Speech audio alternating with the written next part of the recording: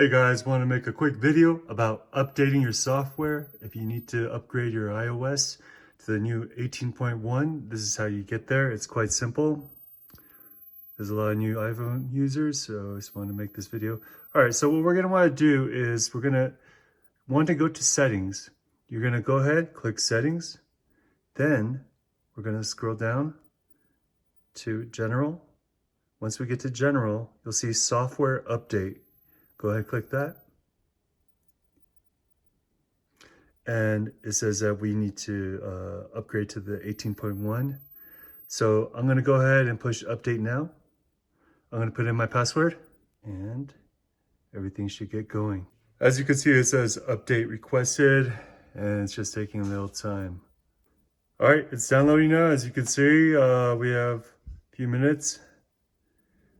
4 minutes, it says. All right, guys, that took way longer than it said, like 5 minutes. It took like more like 15, 20 minutes. Anyways, after that, the phone will start to refresh and you should get this screen.